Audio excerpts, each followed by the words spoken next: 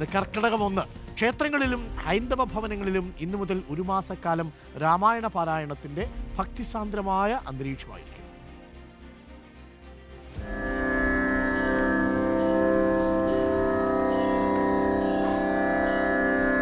ശ്രീരാമ രാമ ശ്രീരാമചന്ദ്ര ജയ, ശ്രീരാമ രാമ ശ്രീരാമഭദ്ര ജയ. മനസ്സിന്റെ പ്രകാശത്തിനും സ്വയം നവീകരണത്തിനും രാമായണ പാരായണത്തേക്കാൾ മഹത്തരമായി മറ്റൊന്നില്ല.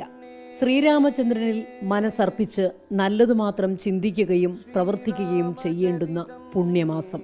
ശാരിക പൈതൽ താനും വന്ദിച്ചു വന്ദ്യന്മാരെ, ശ്രീരാമ സ്മൃതിയോടെ പറഞ്ഞു തുടങ്ങിനാൾ.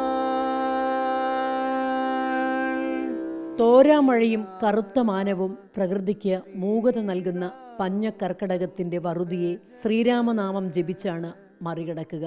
സീതാ കല്യാണ രാമ. കർക്കടകം മുഴുവൻ പ്രഭാതത്തിലും പ്രദോഷത്തിലും തെളിഞ്ഞു കത്തുന്ന നിലവിളക്ക് ഒരു വർഷം മുഴുവൻ ഗ്രഹത്തിൽ സർവൈശ്വര്യം നൽകുമെന്ന് വിശ്വാസം. കർക്കടകം അവസാനിക്കുന്നതിന് മുമ്പ് മുഴുവൻ അധ്യായങ്ങളും വായിച്ചു പൂർത്തിയാക്കണം. ശ്രീരാമസ്മൃതിയോടെ പറഞ്ഞു തുടങ്ങിന.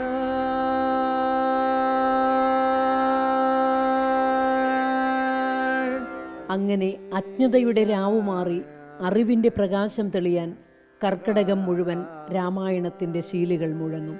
ഭക്തിയും വർദ്ധിച്ചിടും, മുക്തിയും സിദ്ധിച്ചിടും, എത്രയും രഹസ്യമിതെങ്കിലോ കേട്ടാലും നീ. അസത്യത്തിന്റെ രാവു മാറ്റി സത്യത്തിന്റെ പ്രകാശം ഭൂമിയിൽ നിറയ്ക്കുന്നതാണ് രാമായണം. വീഡിയോ ജേർണലിസ്റ്റ് ഹണി തങ്കപ്പനൊപ്പം reporter Leby Sajeendran, in reporter, Kochi. പ്രിയപ്പെട്ടവരെ, ശ്രീ വിൽസൻ ബേനോന്റെ ശബ്ദത്തിൽ രാമായണം കേട്ട് ഇന്നത്തെ നമ്മളുടെ വാർത്താ പ്രഭാതം ധന്യമായിരിക്കുകയാണ്. കേൾക്കുമ്പോൾ ശ്രീരാമചരിതം നീ ചൊല്ലിയിടുമടിയാതെ, ശാരിക പൈതൽ താനും വന്നിച്ചു വന്യന്മാരെ ശ്രീരാമസ്മൃതിയോട് പറഞ്ഞു തുടങ്ങിനാൾ എന്നാണ് അല്ലേ. അപ്പോൾ ആ കഥ പറഞ്ഞു തീരുമ്പോൾ നമ്മുടെ മനസ്സിൽ നിന്ന് ഇരുട്ടുകൾ മാഞ്ഞു പോകണം, നമ്മുടെ മനസ്സിലുള്ള എല്ലാ വിദ്വേഷങ്ങളും മാഞ്ഞു പോകണം, മനുഷ്യരെല്ലാവരും ഒന്നായി തന്നെ തീരണം. രാവണനെ നിങ്ങൾ മനസ്സിലാണ് നിങ്ങൾ സങ്കല്പിക്കേണ്ടത്, ലങ്കയിൽ പോയല്ല നിങ്ങൾ തിരയേണ്ടത്. ആ പോകുന്ന യാത്രയിൽ സകല ചരാചരങ്ങളും നിങ്ങൾക്കൊപ്പം ഉണ്ടാവും. അണ്ണാർകണ്ണനാണെങ്കിലും നിങ്ങളുടെ ചുറ്റുമുള്ള ജീവജാലങ്ങളാണെങ്കിലും പക്ഷിയാണെങ്കിലും ഒക്കെ നന്മ തേടിയുള്ള യാത്രയിൽ നിങ്ങൾക്കൊപ്പം ഉണ്ടാവും. പക്ഷേ മറക്കരുത്, രാമനെ മാത്രമല്ല സീതയെയും.